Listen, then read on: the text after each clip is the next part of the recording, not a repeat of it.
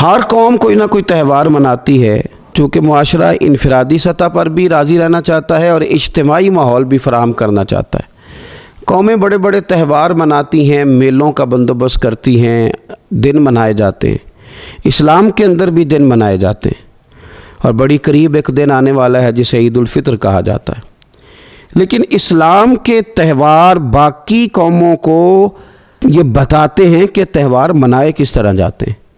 تو سب سے پہلے تو یہ یاد رکھیں کہ اسلام کے اندر جب عید آتی ہے تو اس کا کوئی مقصد ہے، اور ہم نے عید کو کس طرح منانا ہے یہ سارا کچھ ہمارا دین ہمیں بتاتا ہے۔ پہلے تو یہ آپ دیکھیں کہ عید مسلمان نے کس طرح منانی ہے۔ سویرے جب اس نے اٹھنا ہے تو اس نے فجر کی نماز کے بعد دوبارہ سے تیاری کرنی ہے، غسل کرنا ہے، صاف لباس پہننا ہے، خوشبو لگانی ہے، اور کرنا یہ ہے کہ نماز کے لیے جانا ہے۔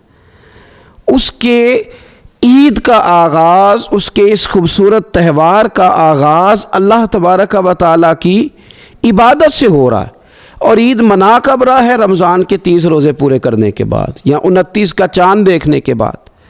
تو سب سے پہلے ہمیں یہ بتایا جا رہا ہے کہ جب تم عید مناؤ گے تو تم سجدہ شکر کے ساتھ مناؤ گے، اپنے رب کے ساتھ جوڑ کے مناؤ گے، اللہ تبارک و تعالیٰ کی عبادت کے ساتھ مناؤ گے۔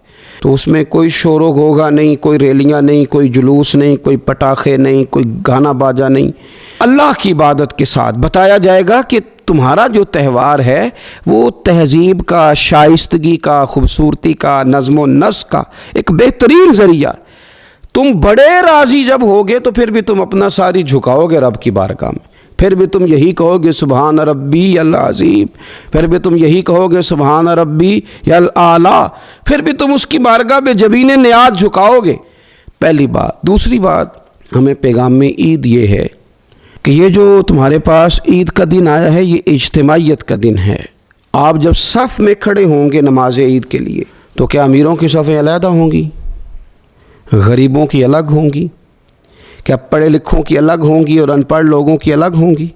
کیا قبیلوں کی الگ ہوں گی اور دوسرے قبیلے کی الگ ہوں گی؟ ایسا نہیں، ایک ہی صف میں کھڑے ہو گئے محمود و یاز، نہ کوئی بندہ رہا نہ کوئی بندہ نواز، صاحب و محتاج و غنی ایک ہوئے، اور تیری سرکار میں پہنچے تو سبھی ایک ہوئے۔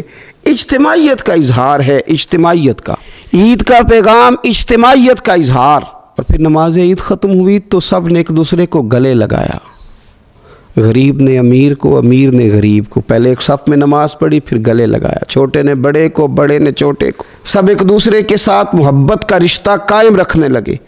تو عید نے دوسرا پیغام اجتماعیت کا دیا کہ تم اللہ تبارک و تعالیٰ کی توحید کے نام پر، تم رسول پاک صلی اللہ تعالیٰ علیہ وسلم کی غلامی کے نام پر ایک ہو، ایک۔ ہزاروں قومیں وجود میں آئیں دہر میں خشک و تر کے رشتے سے، پر ہم نے بنیاد دوستی رکھی یاد خیر البشر کے رشتے سے۔ اور اقبال کہنے لگے اپنی ملت پر قیاس اقوام مغرب سے نہ کر، خاص ہے ترکیب میں قوم رسول ہاشمی۔